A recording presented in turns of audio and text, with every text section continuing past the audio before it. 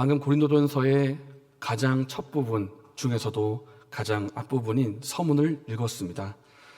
사도 바울이 고린도 교회에게 성도들에게 인사와 감사의 메시지를 전하는 부분인데요. 이 배경이 되는 고린도 도시는 지금으로 하면 그리스 지역이라고 할 수가 있습니다. 그림 자료를 한번 준비를 해봤는데 여기서 지도를 보시면 오른쪽 제일 아래가 이제 이스라엘 땅이 있는 곳입니다. 그리고 가운데가 지중해가 있고요. 그리고 지중해 조금 위로 올라가면 빨간색 표시된 이 지역이 바로 고린도 지역입니다. 이 부분을 조금 더 확대를 해서 보면 이렇게 됩니다. 여기 주황색 점 표시된 부분에 허리가 잘룩한 부분이 있는데 이 부분이 바로 고린도 지역입니다. 이 고린도 도시는 이 지도에 보이는 것처럼 양쪽에 바다를 끼고 있고 왼쪽에도 항구가 있고 오른쪽에도 항구가 있습니다. 왼쪽에는 갱그레아 항구가 있고 오른쪽에는 레기움 항구가 있어서 주변 나라와 활발한 무역을 했던 도시이고 또 많은 상품을 유통하여서 그 별명이 헬라의 사교장이라고 불리기도 했습니다. 이 고린도는 무역과 상업이 아주 번창을 했고 그리고 가진 것도 재물도 아주 많았습니다. 그리고 주변 일대에 아가야 지방의 수도가 되었고 그리고 아가야 일대를 다스리고 통치하는 총독의 본부가 있는 곳이기도 했습니다. 인구도 엄청나게 많아서 사도 바울 당시 인구가 60만 명이었다고 합니다. 이 크기로 말하면 아테네보다도 더 큰 크기이고 로마 제국의 전체로 보면 네 번째로 큰 그런 도시가 될 정도로 엄청나게 많은 그리고 인구가 있었습니다. 이렇게 화려한 면들이 많지만은 어두운 면도 있었습니다.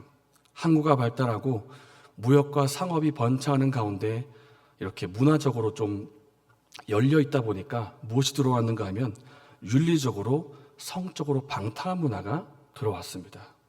술 취한 사람이 많고 매춘부가 많고 그들의 종교도 성적인 타락을 조장하는 그런 종교였습니다. 특히 고린도는 성적으로 타락이 심각했는데 이 고린도 지역 중에 한 지역이 이렇게 우뚝 솟아있는 언덕이 있다고 합니다. 이 언덕의 이름은 아크로 고린도라고 불리고 있는데 이 언덕 위에 무엇이 세워져 있는가 하면 아프로디테 여신의 신전이 세워져 있습니다. 그런데 이 신전에는 1000명의 여사제가 있었는데 그들이 하는 일이 무엇인가 하면 참배자들을 만나서 성적으로 관계를 하는 것이 그들의 할 일이었다고 합니다. 이 외에도 12신들을 위한 신전들이 또 있었고 그 중에 아폴로 신전 같은 경우에는 이제 남자 사제가 있어서 성적인 타락과 동성애가 또 이 신전에서 일어났습니다. 그러니까 이런 문화다 보니까 고린도 도시 자체가 성적으로 문란한 도시가 된 것입니다. 당시에 유명한 단어들이 있었다고 합니다. 몇 가지 단어가 있는데 그 중에 하나는 고린도 사람처럼 행하다라고 하는 동사가 있었다고 합니다. 고린도 사람처럼 행하다라고 하면 성적으로 문란한 짓을 하다 이런 뜻이 되고요. 또 명사가 있는데 고린도인 하면 욕이 된다고 합니다. 에이 고린도인 같은 이라고 이렇게 하면 성적으로 문란한 인간 같은 이라고 하고 욕이 된다는 것입니다. 심지어 당시에 연극이 있는데 연극을 할 때 뭐 행인 1, 행인 2 이런 게 있지 않겠습니까? 고린도 사람 1, 고린도 사람 2 하면 그 중에 한 사람은 술 취한 사람이고요. 그 중에 한 사람은 매춘부라고 합니다. 그 정도로 이제 성적으로 문란하고 윤리적으로 방탕한 이 문화가 고린도 전역에 퍼져 있었다 하는 것입니다. 그런데 이렇게 타락한 도시 가운데 2절 말씀을 보십시오. 이 고린도 지역에 하나님의 교회가 세워졌습니다. 조금 더 우리가 본 고린도라고 하는 단어가 주는 느낌과 하나님의 교회가 주는 의미가 얼마나 대조가 되는지 한번 보시기를 바랍니다. 정말 대도적인데 중요한 것은 이 고린도 지역 가운데 교회를 세우신 하나님의 뜻과 계획이 분명히 있다는 것이고 이 고린도 지역에 교회가 우연히 세워진 것이 아니라는 사실입니다. 그런데 사실 사도 바울이 처음에 이곳 고린도 도시에 올 계획이 없었습니다. 사도 바울은 2차 전도 여행 때 이곳을 방문하게 되는데 사도 바울은 처음에 어떤 계획을 세웠냐 하면 고린도가 있는 유럽 지역이 아니라 에베소가 있는 아시아 지역을 가려고 했습니다. 그림을 보시면 사도 바울은 처음에 이 파란색 지역에 있는 아시아로 가려고 했는데 하나님께서 그곳에서 말씀을 전하지 못하도록 막으시는 것입니다. 그 내용이 사도행전 16장에 있는데 6절과 7절 말씀에 나옵니다. 성령이 아시아에서 말씀을 전하지 못하게 하시거늘 그들이 부르기아와 갈라디아 땅으로 다녀가 무시아 앞에 이르러 비두니아로 가고자 애쓰되 예수의 영이 허락하지 아니하시는지라. 그래서 바울이 하나님의 인도하심을 받아서 결국 가게 된 곳이 바로 유럽 지역이라는 것입니다.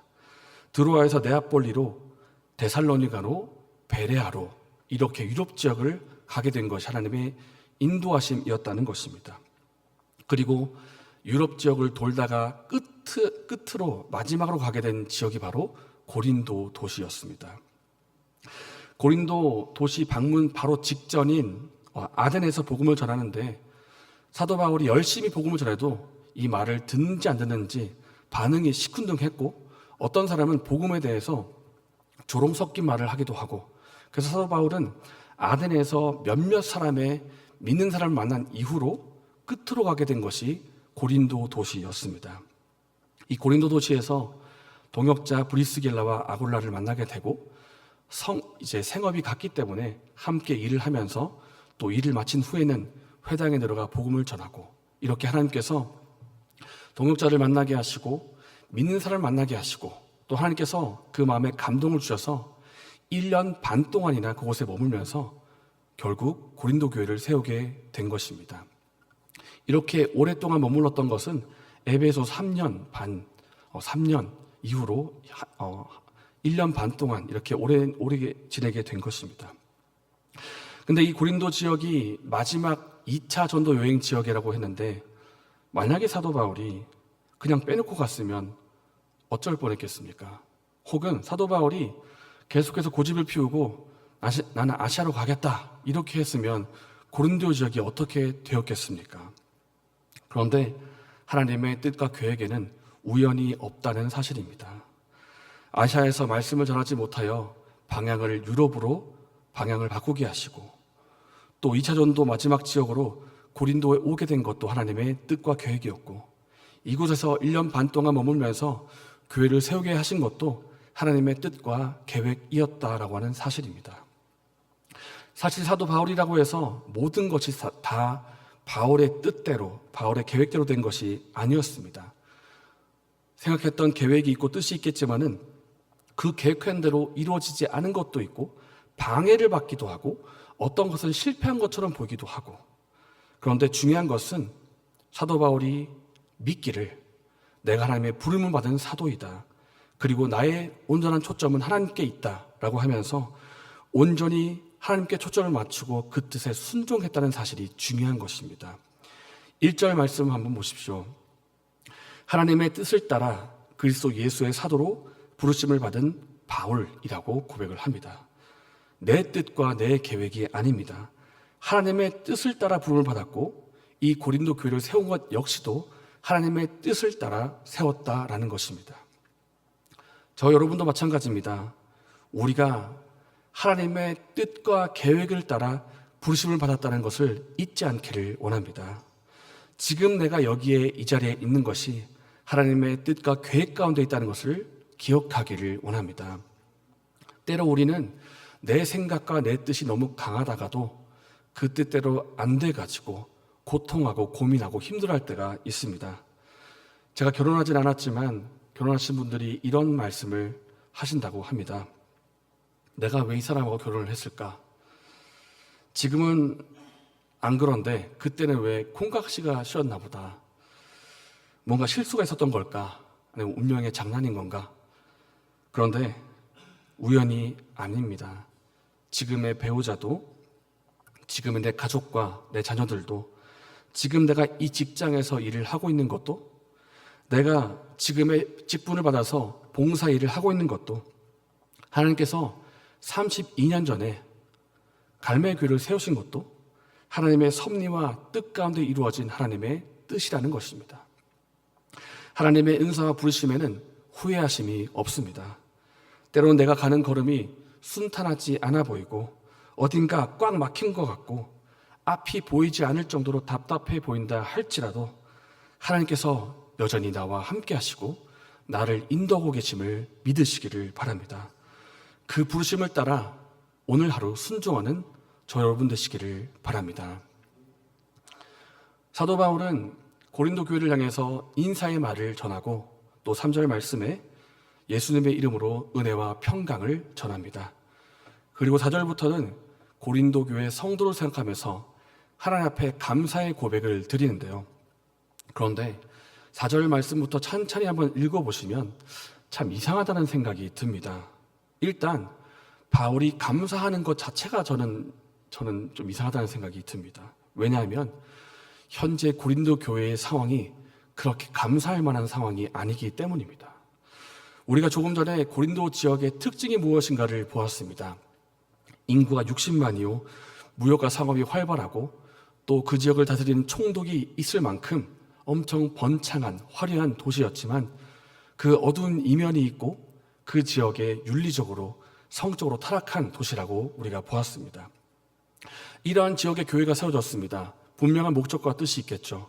그 어둠에 빛을 비추고 잃어버린 영혼이 주님 앞에 돌아오게 하고 그 방탕함과 죄악들을 몰아내는 것이 교회가 할 일이 아니겠습니까?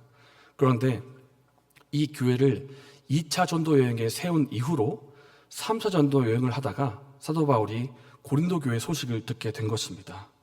이런 말을 듣습니다. 고린도 교회 상황이 이전보다 더 나빠졌다고 합니다. 나는 바울파다, 나는 베드로파다, 나는 그리스도파다라고 하면서 분파가 나눠서 서로 다투고 있다고 합니다. 어떤 성도는 아버지의 아내를 자기 여자로 취했다고 합니다. 어떤 성도는 당신이 진짜 사도인지 의심하고 있다고 합니다. 이것만이 아니라 고린도 교회 안에 우상의 제물을 먹는 문제, 성만찬을 오용하는 문제, 예배를 혼란스럽게 드리는 문제, 이런 문제들이 질비하게 늘어져 있는 것을 사도 바울이 보게 된 것입니다. 그래서 3차 전도 여행 중에 이 소식을 듣고 나서 쓴 것이 고린도 전서인 것입니다. 이 소식을 들은 사도 바울이 얼마나 마음에 낙심이 왔겠습니까? 얼마나 실망과 좌절이 왔을까요? 그런데 사도 바울이 이 인사말에서 말하기를 낙심이라든지 실망이라든지 좌절이라든지 라는 단어는 단 하나도 보이지 않습니다. 오히려 4절 말씀에 감사의 내용이 나오고 있고 더 나아가서 8절 말씀에는 확신에 가득 찬 믿음의 메시지가 담겨 있다는 사실입니다. 이 편지가 헬라어의 편지 형식을 따르고 있고 헬라의 편지 형식상 앞부분에 감사가 나오게끔 되어 있습니다. 형식은 그렇습니다. 그러나 이 바울은 하나님으로부터 부름받은 사도입니다. 단지 형식이 그렇다고 해서 사도 바울이 아무 감정도 어떤 근거도 없이 그냥 형식적으로 따르고 있다, 그렇게 볼 수가 없다는 것입니다. 사도 바울은 이 앞부분에 감사한 근거가 분명히 있는 것이고 또 8절 말씀에 확신에 가득 찬 믿음의 말을 한 이유가 분명히 있다는 것입니다. 그 이유가 무엇인가 하면 고린도 교회가 여러 가지 문제가 있겠지만은 여전히 그리스도 예수 안에 있다는 이 한 가지 사실 때문입니다. 함께 4절의 말씀을 읽겠습니다. 그리스도 예수 안에서 너에게 주신 하나님의 은혜로 말미암아 내가 너희를 위하여 항상 하나님께 감사하노니. 사도 바울이 감사하는 이유는 한 가지, 예수 그리스도의 그 이름 때문입니다. 고린도 교회가 그리스도 예수 안에서 은사를 받고 엄령과 지식이 풍족한 것에 대해서 감사를 드리고 있고 또 교회가 예수를 통하여 복음의 메시지가 견고하게 자리할 것을 또 믿기 때문에 감사를 드리고 있고, 다시 말해서 사도 바울이 감사를 왜 하고 있는가라는 것은 예수 그리스도 때문이고 교회가 여전히 그리스도 예수 안에 있다는 것을 바울이 믿기 때문에 감사하고 있다는 것입니다. 바울은 8절에서 확신에 가득 찬 말까지도 합니다. 주께서 너희를 우리 주 예수 그리스도의 날에 책망할 것이 없는 자로 끝까지 견고하게 하시리라.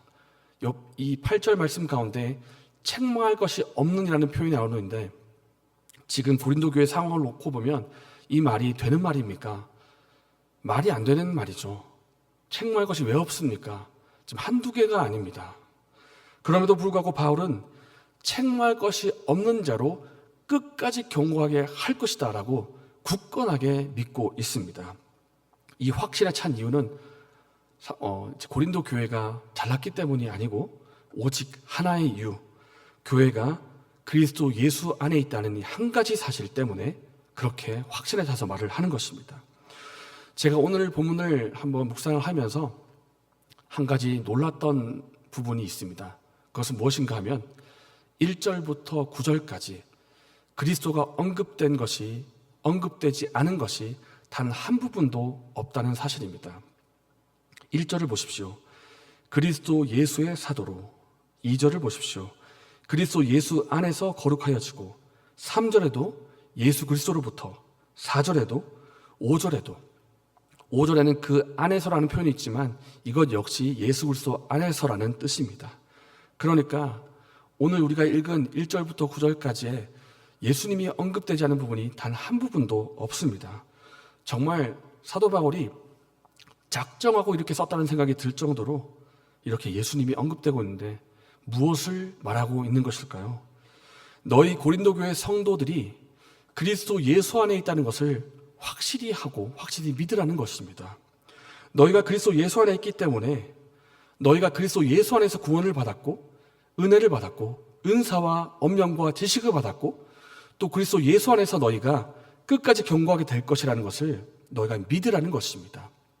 비록 너희의 삶에 문제가 많고 여러 가지 실수가 많고 책망받을 것이 많지만 그 이전에 너희가 그리스도 예수 안에 있다는 이 사실을 확실히 하라, 이렇게 표현하고 있는 것입니다. 사도 바울은 이것을 굳건하게 믿기 때문에 그리스도 예수 안에서 하나님 앞에 항상 감사드리고 있는 것입니다. 우리가 예수님 안에 있다는 사실이 너무나 감사한 일이고 우리가 이것을 확실히 하기를 원합니다. 우리가 이런 말을 할 때가 있죠. 세상에 문제없는 교회는 없습니다. 진여가 완벽한 교회를 찾지를 말아라. 완벽한 교회는 세상에 없다. 혹 완벽한 교회가 있다 할지라도 너만큼은 거기에 가지 마라. 너가 그 교회에 가는 순간 너 때문에 불안전해진다. 이런 말이 있지 않습니까? 완전한 교회가 없고요. 완벽한 사람이 없습니다. 나 개인도 그렇고 우리 가족도 그렇고 공동체도 보면 어딘가 부족한 부분들이 다 있습니다. 그런데 중요한 것이 무엇입니까? 우리 안에 다 문제가 있고 부족한 부분이 있지만은 그럼에도 불구하고 우리가 여전히 그리스도 예수 안에 있다는 이 사실이 중요한 것입니다. 예수 그리스도께서 우리를 구원하셨습니다. 예수님이 우리에게 필요한 모든 것을 은혜와 선물로 주십니다. 예수님이 우리를 끝까지 책임지시고 마침내 영화에 이르기까지 책임지실 것입니다. 문제만 바라보면 좌절하고 낙심하겠지만은 문제를 넘어 이 진리를 믿기 때문에 우리가 지금 감사할 수 있는 것입니다. 사랑하는 여러분, 그리스도 예수 안에서 사시기를 바랍니다. 문제를 덮어주자는 뜻은 아닙니다. 문제를 잊어버리자는 것도 아닙니다. 오늘 본문 이후로 사도 바울은 많은 문제에 대해서 언급하고 해결책을 제시합니다. 다만 우리가 먼저 우리를 성도로 부르신, 거룩한 성도로 부르신 예수 그리스도 안에 있다는 이 사실을 먼저 확실히 하자는 것입니다. 너희를 불러 그의 아들 예수 그리스도 우리 주와 더불어 교제하게 하시는 하나님은 미쁘시도다. 이 신실하신 하나님께서 우리가 믿음을 시작한 날부터 끝까지 우리를 책임지시고 인도하실 것을 믿습니다. 이 믿음으로 살아가는 은혜가 저 여러분에게 있기를 바랍니다.